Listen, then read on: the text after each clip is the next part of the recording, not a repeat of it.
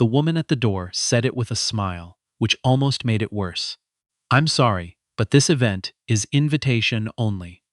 Perhaps you're looking for the conference center on the lower level?" Nineka Ose Darko didn't look at the woman. She looked past her, into the ballroom, where 300 of Canada's most powerful people stood beneath chandeliers that probably cost more than the apartment she'd grown up in on Jane Street. She could see Jeffrey Holt near the bar, the man who had called her last Tuesday to confirm she would be attending. She could see the gold-edged program cards on the tables, with the name of the Meridian Foundation printed in embossed letters. She had co-founded the Meridian Foundation. "My name is on the building," Nineka said quietly. The woman at the door, young, polished, name tag reading Courtney, faltered for only a second before recovering. "I understand, but I don't see you on my list, and the list is quite—" "Check again," said a man's voice. It was Dennis Calloway, chairman of the evening's gala committee, coming toward them with a champagne flute and a tight expression. He was 63, silver-haired, the kind of man who had been handsome once and knew it still. He looked at Nineka the way people looked at a problem they hadn't expected to find on their doorstep.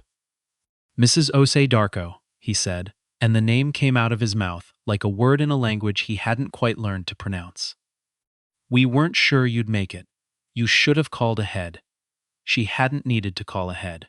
She never needed to call ahead. Her name was on the invitation.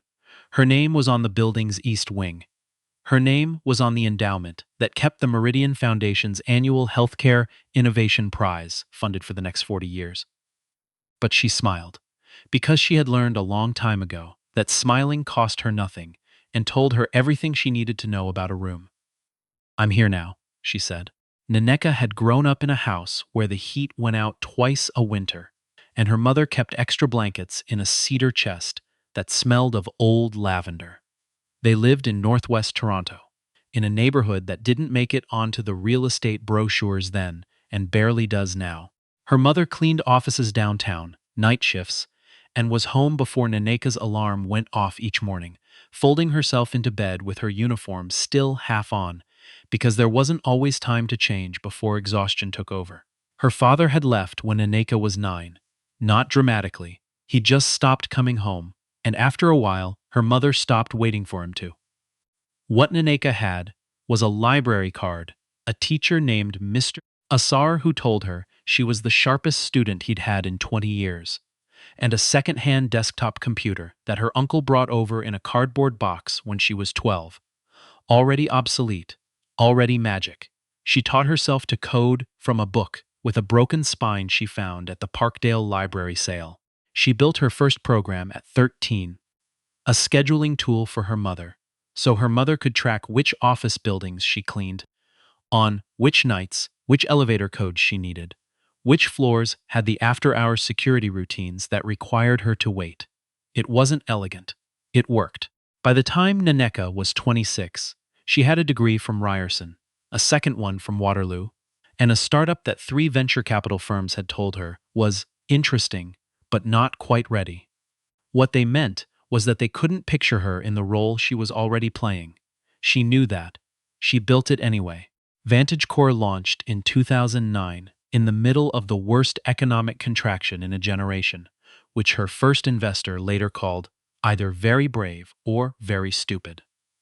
It was a healthcare data platform, and it worked because Nineka had spent enough time watching systems fail real people, her mother's employer changing benefits paperwork without notice, the clinic near their house losing records, the hours her mother lost navigating bureaucracy that should have been simple, that she understood what working actually meant for the people who needed it most.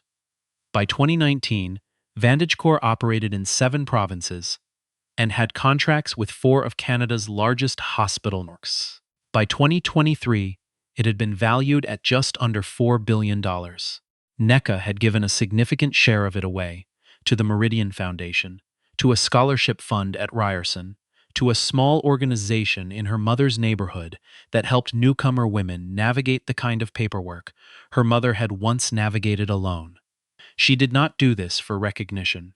She did it because her mother had once said, very simply, If you ever have more than enough, you already know what to do with it. She was thinking about her mother when Dennis Calloway led her into the ballroom and promptly forgot about her.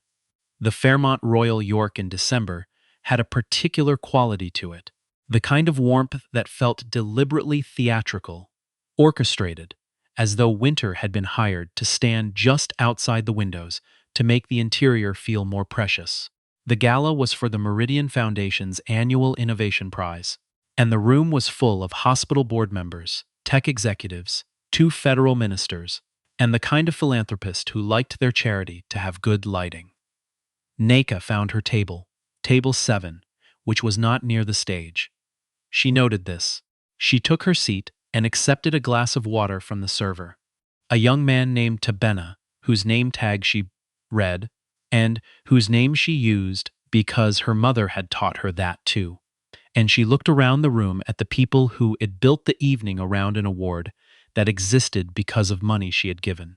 Jeffrey Holt found her 20 minutes in, and he was effusive in the way that men like Jeffrey became effusive when they were relieved. He was the foundation's executive director, a good man in most of the ways that counted. And he shook her hand with both of his and thanked her for coming and said her name correctly, which not everyone managed.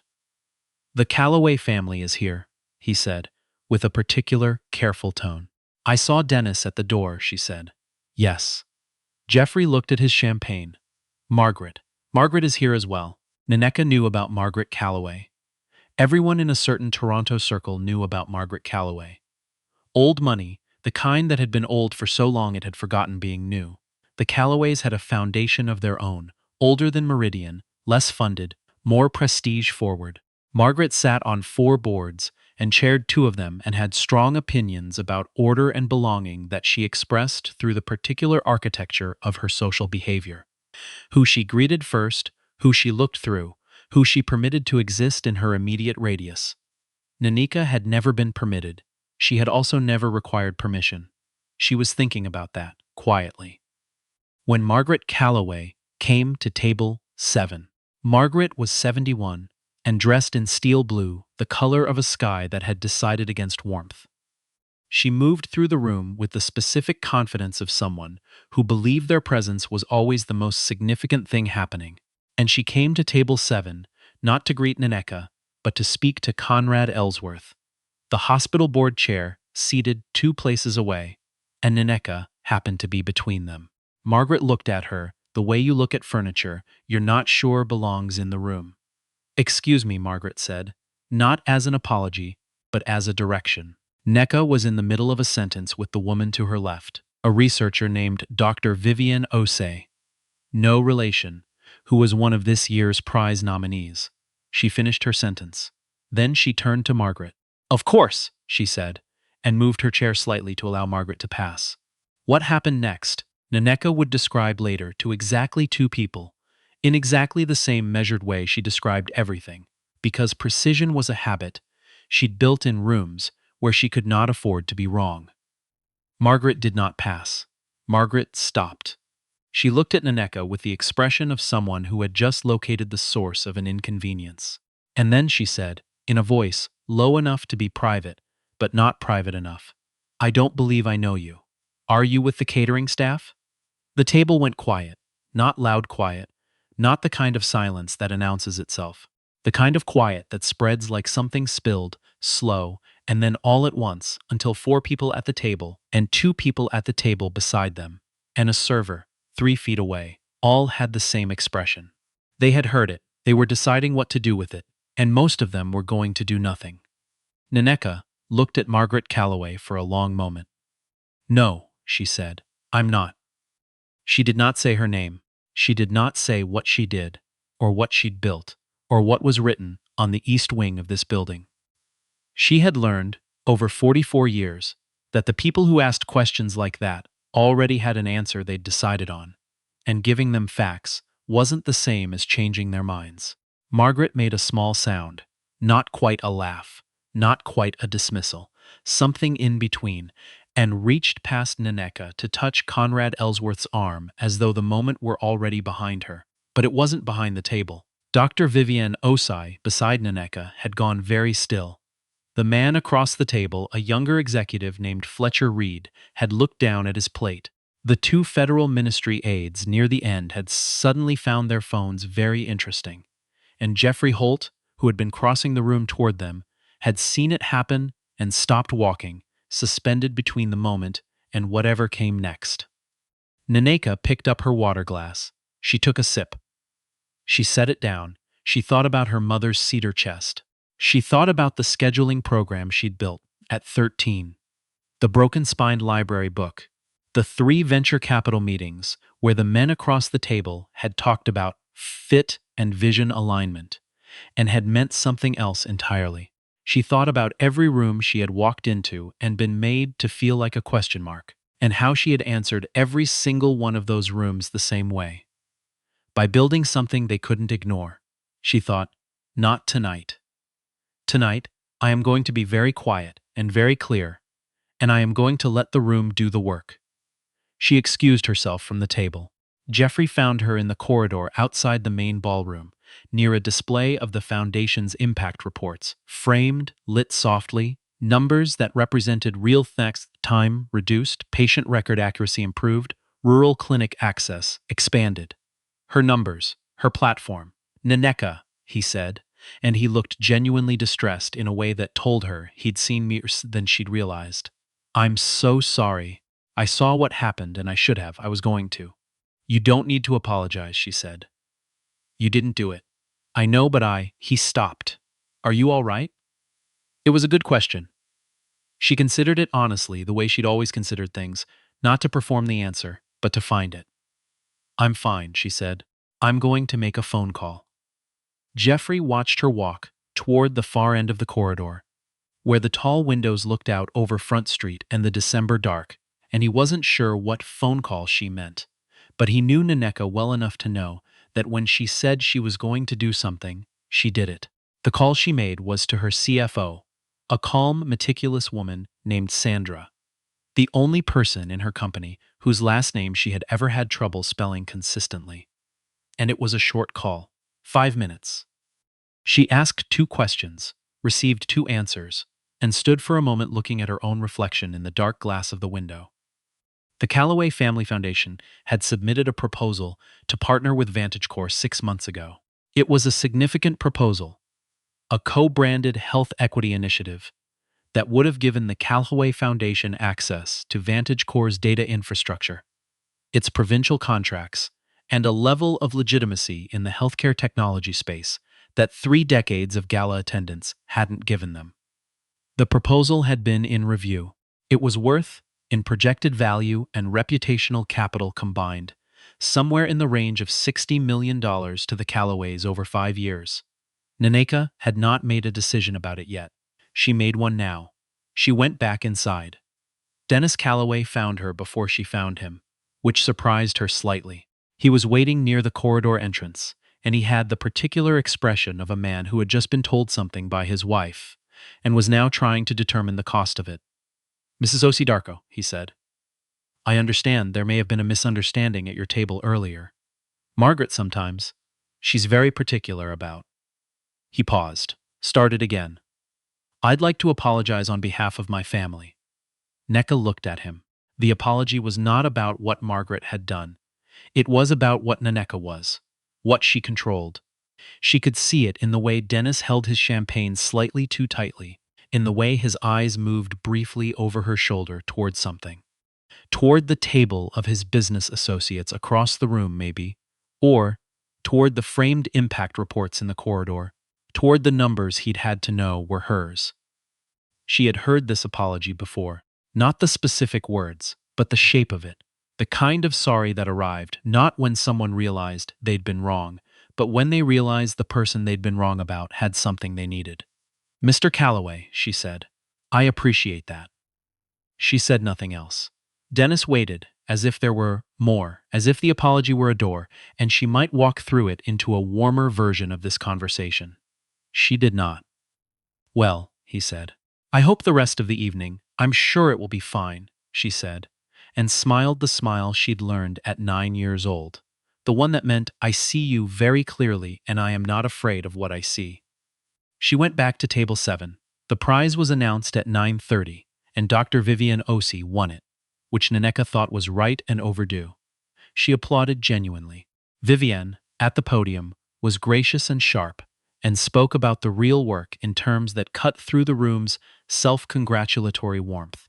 And Naneka thought, that's what this is for. This is what the money is actually for. She stayed for the full program. She spoke to Jeffrey, before leaving, briefly, and she spoke to 2 of the ministry aides, who turned out to be sharper and more interesting than their phone-checking behavior had suggested.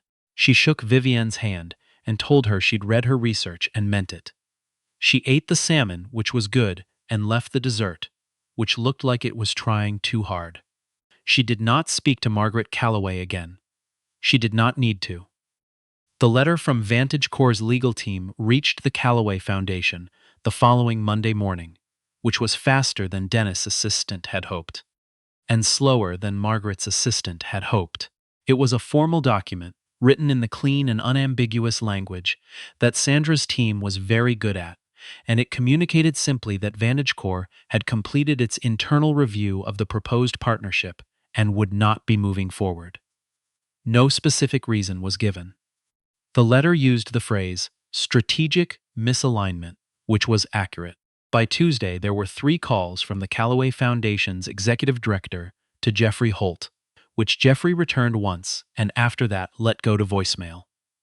By Wednesday, Dennis Calloway's assistant had reached out to Vantage Corps directly, requesting a follow-up conversation, and Sandra had replied with a polite final note that the decision was not under review.